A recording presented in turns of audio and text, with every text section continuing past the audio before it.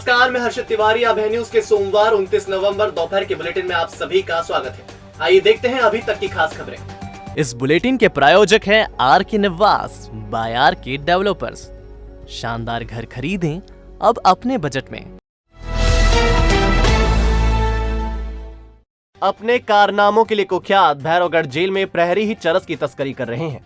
मुंह में छिपाकर चरस ले जा रहे 3 प्रहरियों को पकड़ा गया है। अधीक्षक ने तीनों को सस्पेंड कर दिया है। जेल प्रशासन संबंधित के खिलाफ एनडीपीएस एक्ट के तहत कार्रवाई की तैयारी कर रहा है। भैरवगढ़ जेल में साइबर ठगी का मामला अभी ठंडा भी नहीं पड़ा था कि ये नई करतूत सामने आई है।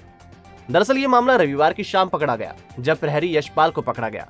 उसने मुंह के अंदर चरस की पुड़िया छिपा रखी थी।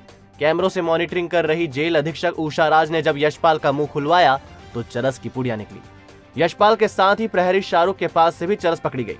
शाहरुख के पकड़ाने पर उसकी चरस की पुड़िया को ठिकाने लगाने की कोशिश में बलराम भी पकड़ा गया। वह पुड़िया को छिपाने की कोशिश कर रहा था। पूछताछ में यशपाल और शाहरुख ने बताया कि वह बाहर से चरस की पुड़िया 800 रुपए में खरीद कर लाया था। इसे वह जेल के भीतर 1500 रुपए में बेचने वाला था। पूछताछ में यशपाल ने यह स्वीकार किया कि वह जेल में चरस लाकर बेचता है। जेल अधीक्षक ने पूरे मामले की जांच के लिए एसपी को पत्र लिखा है। इसमें यह पता किया जाएगा कि आरोपी चरस कहां से ला रहे थे, ताकि शहर में चल रहे मादक पदार्थों के रैकेट को भी पकड़ा जा सके। इधर जेल अधीक्षक के रडार पर 1 दर्जन से ज्यादा जेल कर्मी हैं। इनके अवैध गतिविधियों में शामिल होने की आशंका है। अधीक्षक ने चरस के साथ पकड़े गए तीनों प्रहरियों का रिकॉर्ड निकाला है। ये तीनों 2018 से पदस्थ हैं और एक ही कमरे में रहते हैं। जेल में चरस पहुंचाने का मास्टरमाइंड प्रहरी शाहरुख को माना जा रहा है। बहरहाल प्रहरियों की करतूत के कारण सेंट्रल जेल एक बार फिर चर्चा में है। बागपुरा क्षेत्र में 2 दिन पहले हथियार लहराने वाले आधा दर्जन युवकों को पुलिस ने गिरफ्तार किया है। दरअसल ये अपने साथी की हत्या के बाद दबाव बनाने के इरादे से निकले थे। शुक्रवार रात बागपुरा क्षेत्र में 7 से 8 बाइक पर सवार 1 दर्जन से ज्यादा बदमाश चाकू तलवार लहराते निकले थे। सीसीटीवी फुटेज के आधार पर पुलिस इनकी तलाश कर रही थी। रविवार सुबह इनमें से आधा दर्जन बदमाशों को पुलिस ने हिरासत में ले लिया। इनके नाम सोहेल, कुणाल आदि बताए गए हैं। दरअसल इन युवकों में अधिकतर घास मंडी क्षेत्र में रहने वाले हैं और ये लक्की ठाकुर से जुड़े हैं। दरअसल ये लोग लक्की ठाकुर की हत्या के बाद बागपुरा में दबाव बनाने के लिए आए थे। हालांकि पुलिस ने इनमें से आधों को धर दबोचा। कार्तिक अघन मास की भगवान महाकाल की चौथी एवं अंतिम सवारी आज सोमवार को निकलेगी। पूरे वैभव के साथ बाबा नगर भ्रमण के लिए निकलेंगे। सवारी शाम 4 बजे मंदिर से निकलेगी, जो प्रमुख मार्गों से होते हुए रामघाट पहुंचेगी। यहाँ शिप्रा के जल से भगवान महाकाल का अभिषेक किया जाएगा। इसके बाद सवारी परंपरागत मार्गों से होते हुए पुनः मंदिर पहुंचेगी। श्रावण की तरह ही कार्तिक अघन माह में भी भगवान महाकाल की सवारी निकालने की परंपरा है। अघन मास की यह अंतिम सवारी है। इंदौर रोड स्थित होटल राज सागर में बगैर लाइसेंस के शराब पिलाई जा रही थी। पुलिस ने रविवार रात दबिश दी तो होटल में दारूखोरी होती मिली। ऐसे में होटल मैनेजर के खिलाफ पुलिस ने प्रकरण दर्ज किया है। होटल से 6 बोतल शराब पकड़ी गई है। इसकी कीमत 4800 रुपए आंकी गई है। नानाखेड़ा पुलिस ने मैनेजर अतुल मेघवंशी के खिलाफ मुकदमा दर्ज किया है।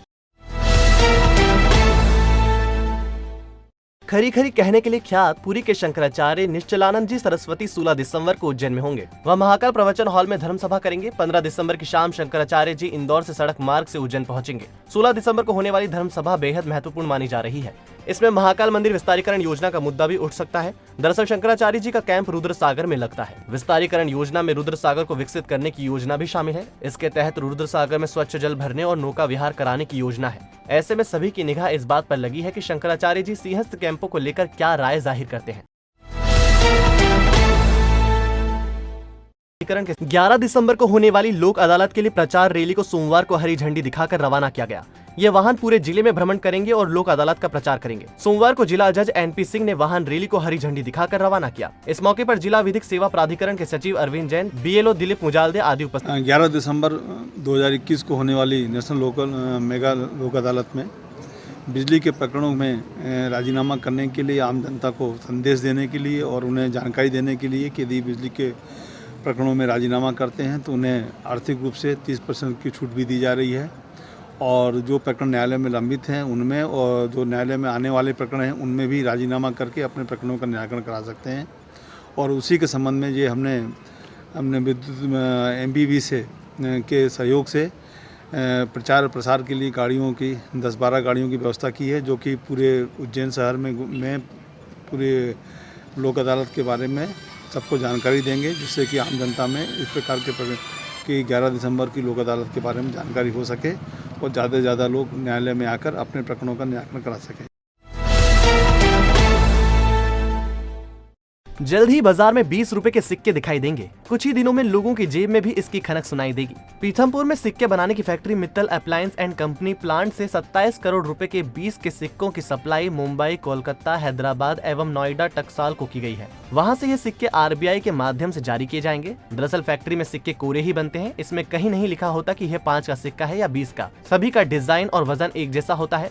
ये सिक्के RBI की टकसाल में जाते हैं। वहीं पर डिजाइन और मूल्य पर काम किया जाता है। इसके बाद इन सिक्कों को बाजार में जारी किया जाता है।